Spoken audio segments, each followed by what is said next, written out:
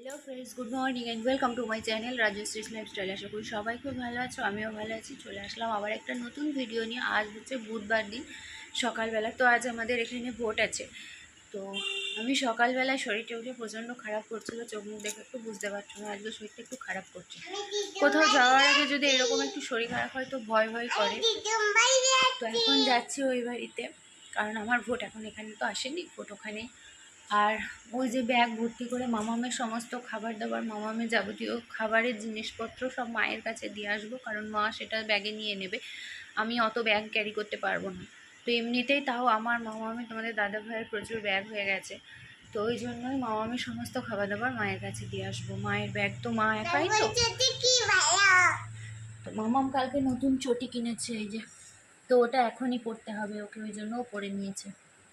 তাহলে বেড়াতে পড়ে যাবে না, ঠিক আছে? বেড়াতে তাহলে পুরোনো চটি পড়ে যাবে। তো চলো যাওয়া যাক। আর মাত্র কালকের দিনটাই বেরোনোর কথা। তো শরীরটা যেন ঠিক থাকে এটুকুই বলা। হঠাৎ করে শরীরটা খারাপ খারাপ হচ্ছিল। চলো, আমি চলে এসেছি মায়ের বাড়িতে। মায়ের বাড়িতে এসে মা দেখি এই যে মা রান্না বান্না করছে, বেসন দিয়ে বেগুন ভাজছিল মা তখন। আর মা এদিকে একজন ছিল, তাকে খেতে দিচ্ছিল, আমাদের বাড়িতে কাজ করছিল কিছু, তাকে খেতে দিচ্ছিল।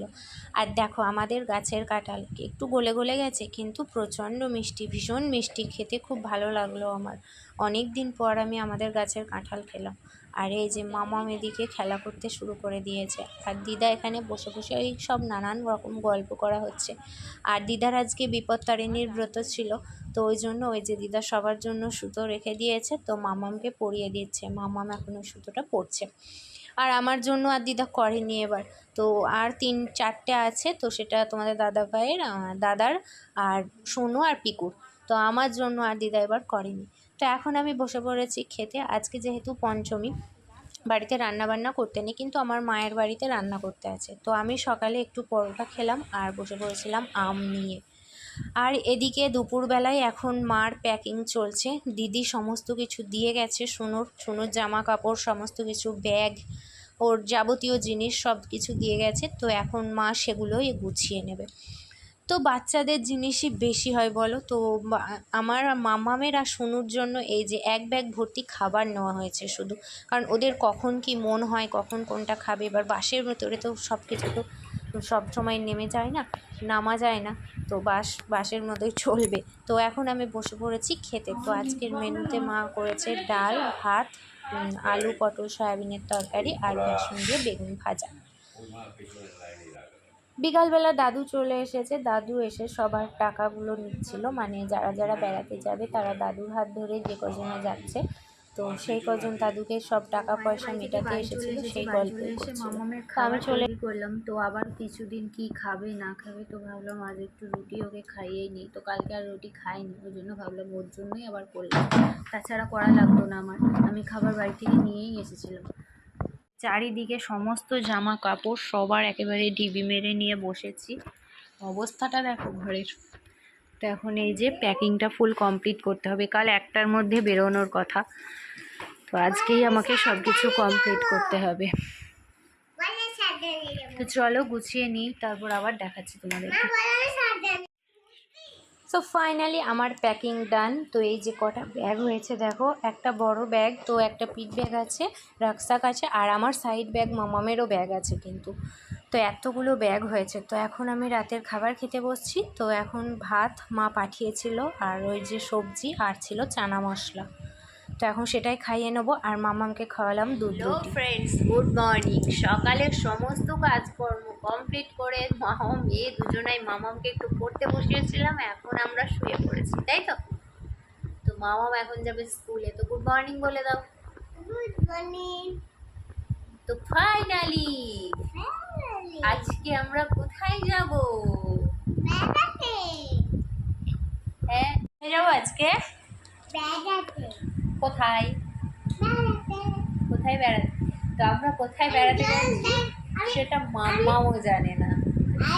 আমি ঘোড়া চালাবো, আমি দোলনা চাপবো। আর তো মামা বেড়াতে গিয়ে এগুলো করবে, ও ঘোড়ায় চাপবে, ও দোলনা চাপবে। আর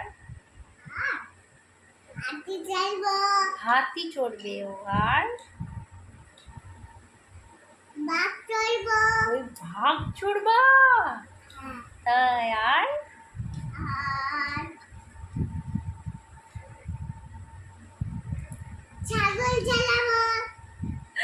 ছাগল চালাবে। তো সকালে সমস্ত কাজকর্ম কমপ্লিট করে এখন পেঁয়াজকে মামাকে স্কুলে দিয়ে এসে রান্না বান্না করবো। তো আমাদের টাইম ছিল 1:30টার সময় বেরোনোর, কিন্তু টাইমটা আবার পিছিয়ে গেছে, 3:30টেই বেরোনো। তো ভালোই হলো, একটু ধীরে সুস্থে সব কিছু করতে পারবো। তো মামাকেও একটু ঘুম পাড়িয়ে দেবো, নাহলে ও ঘুমাবে না। আর 1:30টার সময় গেলে আর ঘুমটা পাড়ানো হতো না। তো ভালোই হয়েছে, ওর 2 ঘন্টা ঘুম হয়ে যাবে, ঘুমাবেই না। তো ফাইনাল টাচ এখনো ব্যাগগুলো দেখে নিতে হবে একবার, সেটুকু বাকি।